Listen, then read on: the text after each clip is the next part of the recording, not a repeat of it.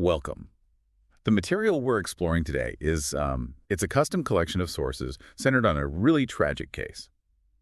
It's a case that, when it finally emerged into the national consciousness, it exposed some heartbreaking and, frankly, often fatal vulnerabilities within our child protective services systems. It did. This focused analysis concerns the life, the abuse, and ultimately the murder of Harmony Montgomery. And it is so essential for us to approach this material with the required sobriety. We're not just, cataloging a personal tragedy here.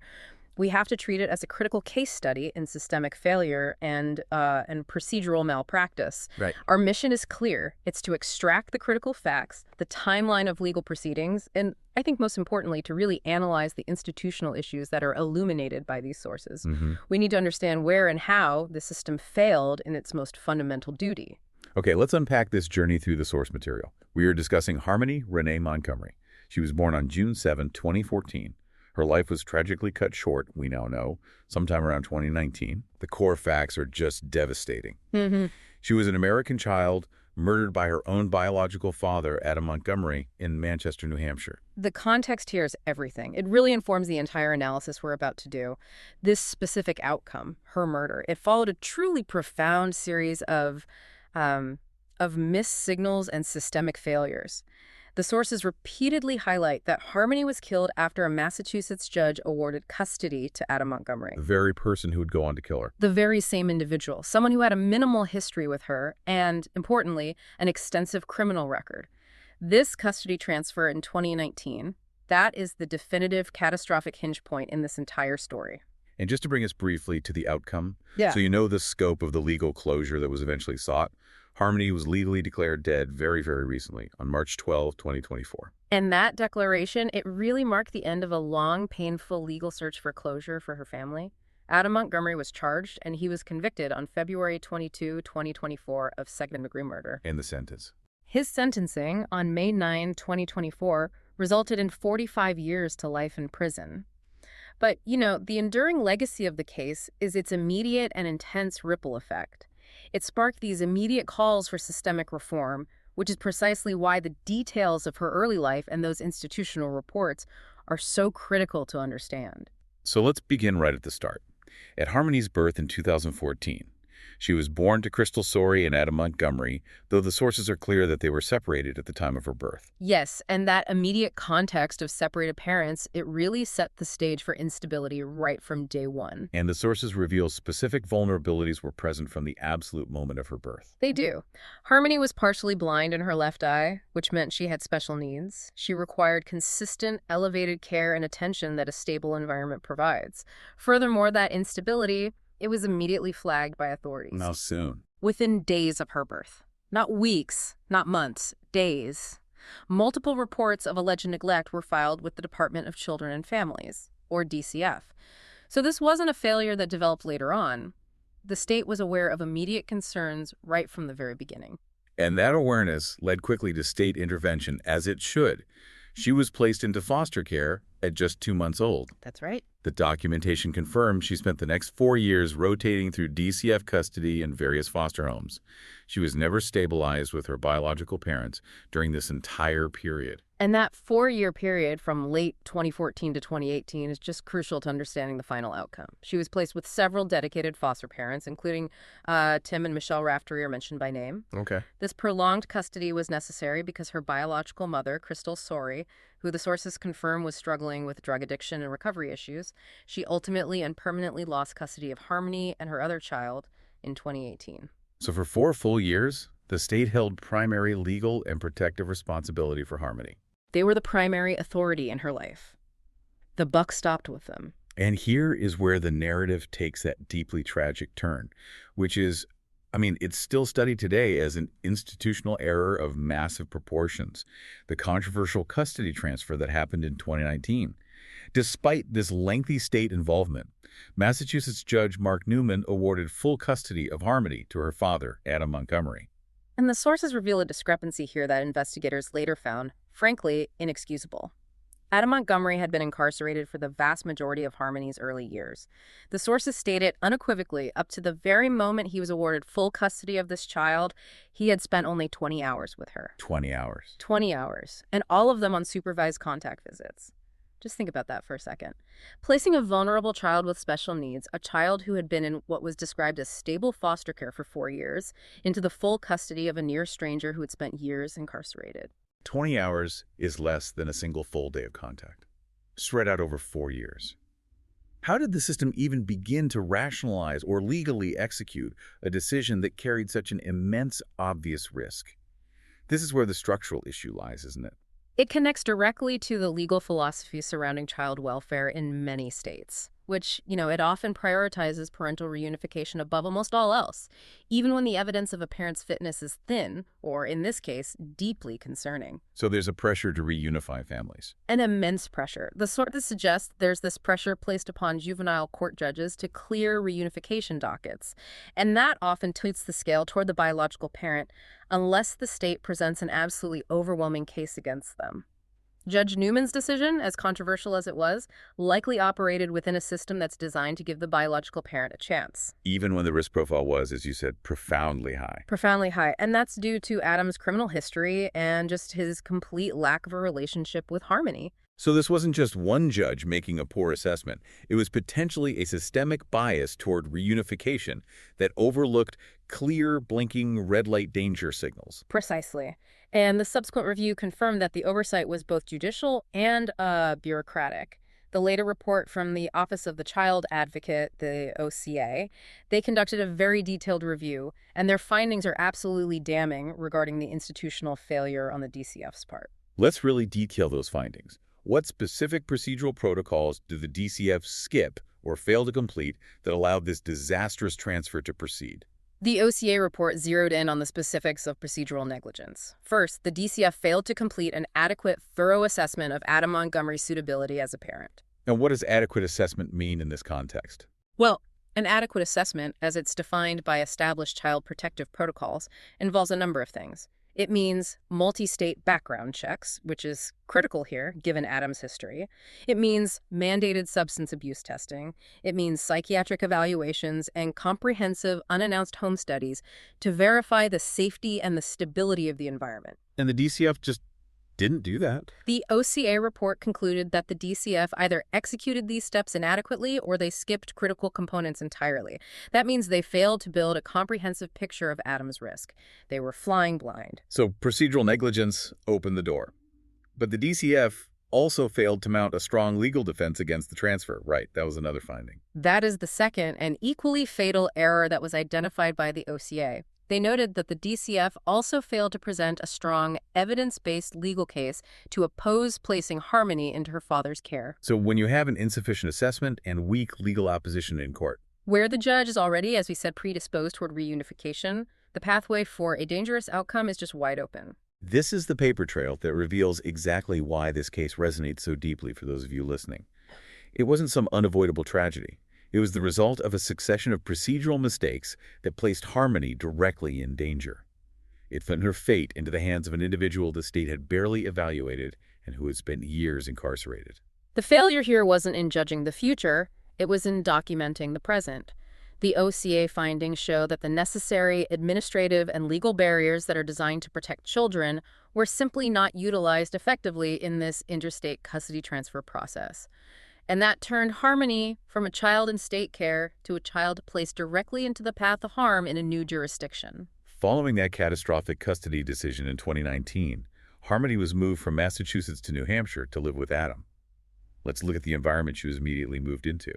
Adam was living with his wife, Kayla Montgomery, and their 2 young sons. Right. And the sources immediately identify this as a severely unstable household.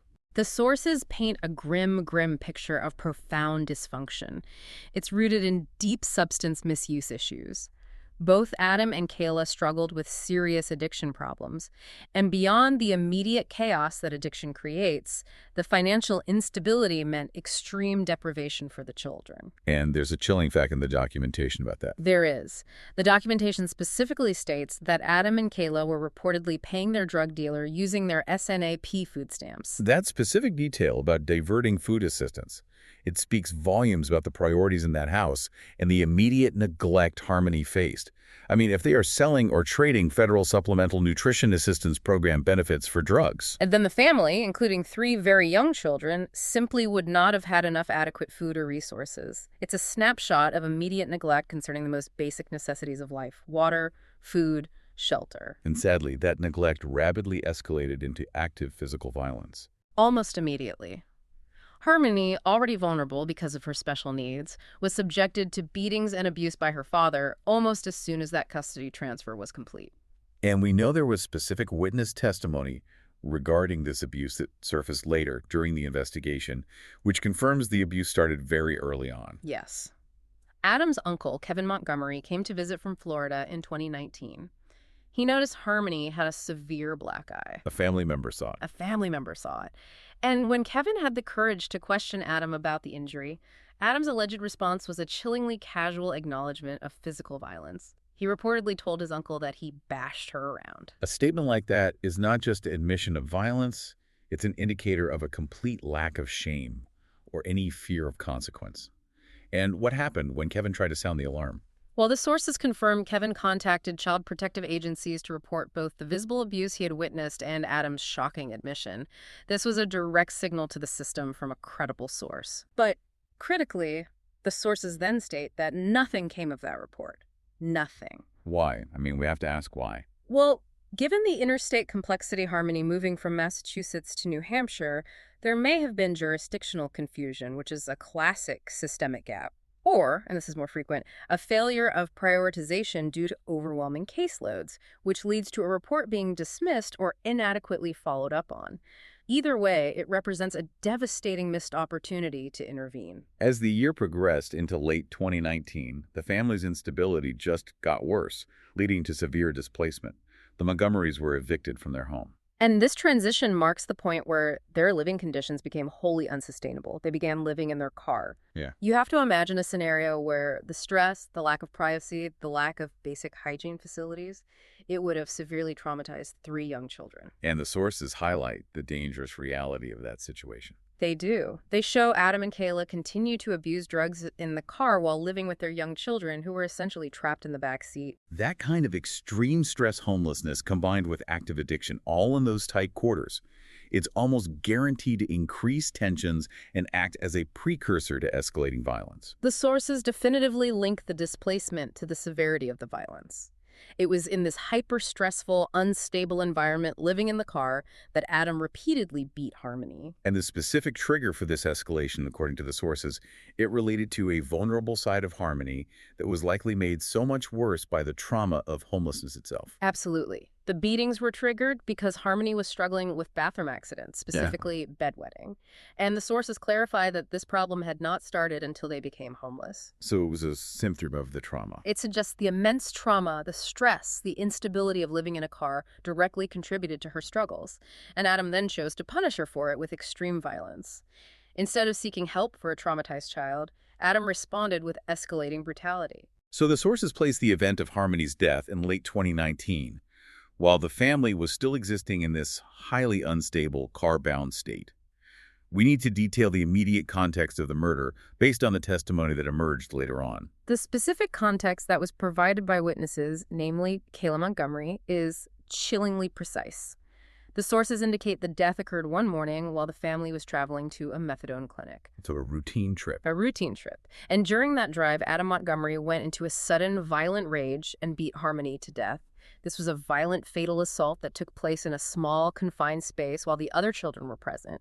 It just underscores the severity of Adam's temper and the immediate danger he posed to everyone. And tragically, the subsequent actions confirmed the profound coldness and desperation of the parents. Adam later confessed to abusing her corpse, which became a factor cited later in the legal process to declare her legally dead. The actions taken immediately following her death. They speak not just to desperation, but to an absolute calculated commitment to hide the crime and erase all evidence of it. This began the long and gruesome process of concealment. It started with him hiding her body in a duffel bag. Yes, a desperate, immediate action. But that was only the beginning. The sources reveal the cover-up became a months-long effort to completely destroy and dispose of any physical evidence. This indicates premeditation not of the murder itself, but of the obstruction of justice that followed. That's a critical distinction. It is. Adam and Kayla concealed her remains for several months, transporting them and attempting to destroy them. Their actions were methodical and horrifying. It started with initially freezing the body to preserve it while they figured out the next steps. This act, moving, storing, and preserving the remains of a child, it demonstrates a profound lack of respect and a sustained attempt to escape detection. Freezing the body. And then the final extreme efforts to chemically destroy the remains. This adds a layer of morbid, almost technical detail to the sources. It does. The sources detail the horrific attempts at disposal. Later, they thogged the body, they cut up the remains, and then they attempted to dissolve them using a chemical substance. Lie. Lye, or sodium hydroxide. It's a highly caustic substance used in chemistry and certain industrial processes. It is capable of breaking down organic materials. And this effort to chemically dissolve the body indicates a deliberate, calculated effort to eliminate every piece of evidence to make sure no trace was ever recoverable. That specific detail, the months-long, meticulous attempt to erase her existence using freezing, cutting, and caustic chemicals, is why this case is so shocking. And ultimately, despite years of searching and investigation. The sources confirm the final tragic detail of this case. Despite extensive investigation, testimony, and legal proceedings, the body of Harmony Montgomery has never been recovered. The effort to destroy the evidence was, in that one terrible sense, successful, and it forced the prosecution to rely entirely on testimonial and circumstantial evidence. And that absence of a physical body makes securing a murder conviction legally very challenging. Yet, forensic evidence still surfaced that linked the concealment to the family. What specific physical evidence was revealed later during the trial? The trial team performed a highly detailed forensic investigation of the properties the Montgomerys had occupied. The sources confirmed that during the legal proceedings, specific physical evidence was presented. This included blood-stained ceiling drywall from a Guilford Street property. And that's where her remains had been hidden. That's where the little girl's remains had been hidden during the concealment period. This specific, concrete detail tied the horrific concealment efforts back to a physical location, and it corroborated Kayla Montgomery's testimony about where the remains were stored before their ultimate disposal. And the prosecution also utilized Adam's own words against him, correct? Yes. While Adam refused to testify, the sources note that the prosecution utilized a phrase Adam had used to describe his actions. I F up. This simple statement, presented as an acknowledgement of guilt regarding his actions in beating and disposing of the body, it was used to underscore the severity of the crime and the subsequent calculated attempts to cover it up. It provided a small insight into his mindset following the murder. One of the most shocking and frankly infuriating aspects of this case, and one that directly drove the calls for systemic reform, is that timeline gap. Harmony went missing around late 2019, but her absence was not officially reported until late 2021, a full 2 years later. It's staggering. How could a child who had been in state custody for 4 years simply vanish for 24 months without being flagged? The delay is absolutely staggering, and it points directly to the failure of cross-state communication and follow-up. Once custody was transferred interstate from Massachusetts to Adam in New Hampshire, Harmony essentially fell off the radar of any protective tracking mechanisms. So it was her biological mother, Crystal Sorey, who raised the alarm. Yes, when Adam broke contact, Sorey became concerned when Adam did not bring Harmony to visit for Thanksgiving in 2021. So she had to resort to her own devices, basically, to try and confirm her daughter's safety. That's right. She initially questioned Adam on Facebook about Harmony's whereabouts, but Adam immediately blocked her account, which confirmed her worst fears and signaled his attempt to obfuscate. He just cut her off. Completely. So, having exhausted her own channels and confirming Adam was deliberately avoiding communication, Sorey then filed the missing person report for her daughter. And that finally brought the authorities in New Hampshire into the case in late 2021. When the police finally got involved in December of 2021, what was Adam's immediate strategy for obfuscation? Adam Montgomery attempted to immediately derail the investigation by shifting the blame. He claimed that Harmony was living with her mother, Crystal Sorey. The very person who was reporting her missing. The very same person. Despite having blocked Sorey and refusing to provide any proof of Harmony's well-being, it was a classic tactic of a guilty party. Confuse the issue and point the finger at the person reporting the crime. The police realized quickly this was not a simple missing persons case, and they had to escalate the search immediately. They did. Given the high-profile nature and the severity of that timeline gap, the Manchester Police Department held a press conference in December 2021, and they quickly started cooperating with both New Hampshire and Massachusetts authorities to widen the search. That interstate cooperation was vital. Vital but challenging given the initial Massachusetts custody routes and the New Hampshire location of the crime. Police specifically searched a Guilford Street property where the family was known to have lived, trying to pin down where Harmony might have last been seen or, where evidence might be concealed. And crucial evidence confirming Adam's capacity for violence eventually came from his own family members, which added a lot of weight to the developing investigation. Absolutely. Police interviewed Michael Montgomery, who was Adam's brother. He provided essential testimonial evidence. Michael stated that he had personally witnessed his brother's abusive nature toward Harmony. That lent undeniable credence to the reports of violence, and it really strengthened the theory that Adam was responsible for her disappearance. So family testimony was crucial. It was crucial in transforming the case from a missing person inquiry into a full murder investigation. By the summer of 2022, the authorities had enough evidence, even without a body, to shift their focus definitively. They made an official declaration regarding their conclusions. Yes. On August 11, 2022, after months of detailed forensic work and interviews, Manchester Police Chief Alan Aldenburg and New Hampshire Attorney General John Formella made a public statement confirming their conclusion. They publicly stated they believed that Harmony Montgomery was dead, and furthermore, that her father, Adam Montgomery, had murdered her. That's a huge step to take publicly. It was a major, unprecedented shift. It confirmed their commitment to prosecuting the case based on evidence of the crime and the concealment, even without recovering physical remains. So let's move into the legal accountability phase, which culminated in early 2024. Adam Montgomery was charged with second-degree murder and falsifying physical evidence. That latter charge was specifically related to the attempts at destruction and concealment. That's right. The trial commenced on February 8, 2024, in the Superior Court in Hillsborough County. And it's important for you to understand the defendant's status at this time. Adam was already incarcerated. He was already serving a substantial 30-year sentence after a prior conviction for an unrelated gun crime the previous year. So he was already a convicted felon with decades ahead of him in prison. Correct. And he showed profound disrespect for the proceedings by refusing to attend his own murder trial. What were the legal ramifications of his absence? His refusal to attend was noted as a significant display of indifference and contempt, though legally it did not halt the trial.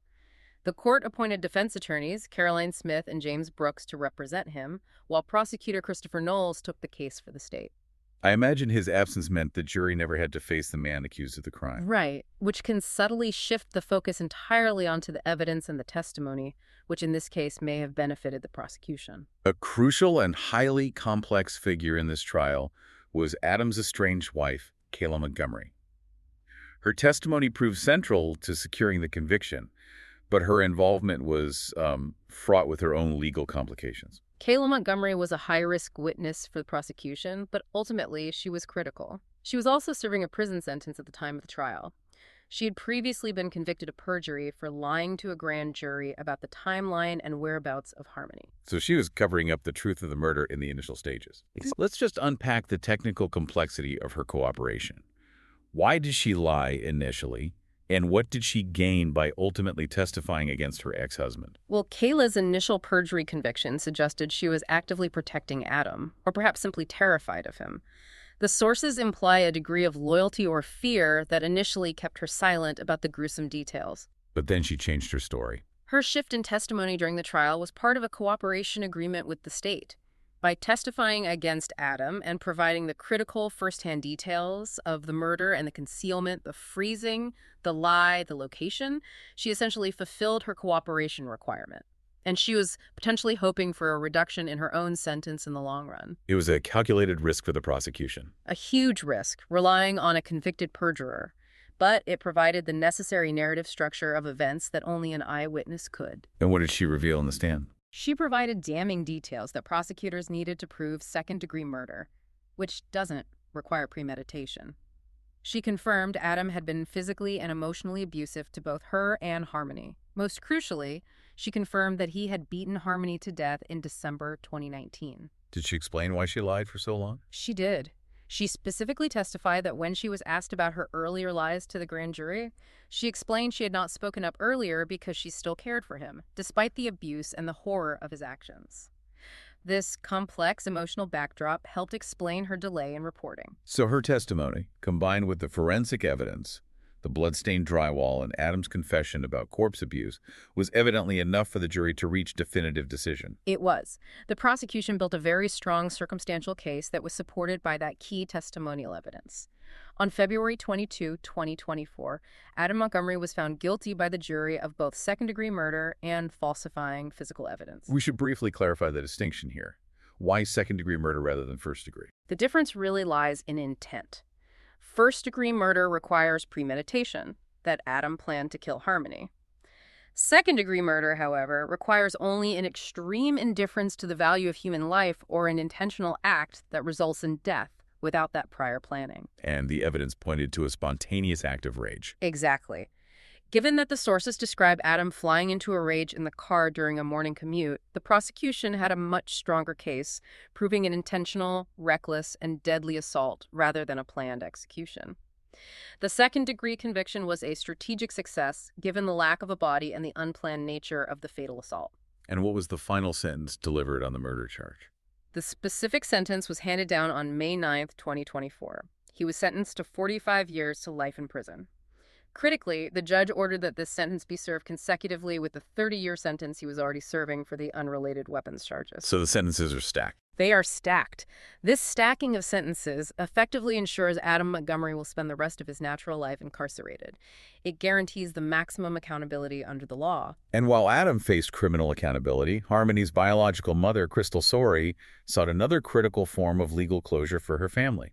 That closure came very recently. On March 12, 2024, a New Hampshire judge granted Crystal Sorey's request to have Harmony declared legally dead. This judicial declaration was critical for administrative closure, for probate, and, for grieving. And the judge cited Adam's confession. It specifically cited Adam Montgomery's confession to abusing her corpse as justification for the declaration. It acknowledged the reality of her death and the total destruction of her remains. And is the legal aftermath completely concluded now, or are there civil actions still in play? The sources indicate that Crystal Sorey is taking steps toward a planned wrongful death lawsuit. This signals that accountability, in her view, extends beyond the criminal conviction of Adam. A civil lawsuit will likely target the institutions, particularly the agencies responsible for the failed custody transfer and the ignored reports of abuse. It would seek financial damages, but, perhaps more importantly, a public acknowledgement of their negligence. Harmony Montgomery's murder, and the fact that she was missing for 2 full years before the investigation even began, it sparked widespread outrage. The sources consistently identified this case as a major catalyst for institutional scrutiny and urgent calls for reforms of child protective systems, especially across state lines. The central question that continues to haunt both the public and the systems involved is exactly how this little girl, who was a ward of the state for 4 years, could be entirely invisible for 2 full years after that custody transfer. The failure of protective mechanisms, of checks and balances, and of interstate reporting was absolute. The sources really push us to look beyond the individual blame of the parents and focus back on the core failures documented officially by the Office of the Child Advocate. Exactly. The systemic failures noted in that OCA report, the insufficient assessment of Adam Montgomery, who had only 20 hours of supervised contact, and the DCF's weak legal opposition to the custody placement. Those things form the tragic foundation of this case. It all comes back to that. It all comes back to that. This reflects the crucial understanding that knowledge of these specific procedural details is essential for any push toward improved child safety protocols. I mean, if DCF had performed mandatory, comprehensive, multi-state checks, Adam's unsuitability would have been clearly documented. It would have made the judge's ruling indefensible. This exploration of sources provides a necessary, painful documentation of the bureaucratic and procedural mistakes that directly cost a young child her life. This case forces authorities to re-examine the legal pressures favoring reunification versus the clear evidence of risk. And we have to remember that despite the criminal conviction and the sentencing, this case remains a highly unusual instance of a murder conviction that was secured without the recovery of the victim's body. The conviction rested heavily on the testimony detailing the extreme, months-long methods of concealment, the freezing, the cutting up, the dissolution of remains in lye. This fact, paired with the complete destruction of evidence, raises the essential question of accountability not just for the crime itself, but for the profound disrespect shown to Harmony's memory and her remains. It forces the public to confront the total lack of humanity in the aftermath of the murder, and it ensures the story of this systemic failure will endure. That is a powerful and crucial point to close on. Thank you for walking us through these devastating yet necessary facts from the source material. It was necessary to detail the context. Thanks for listening.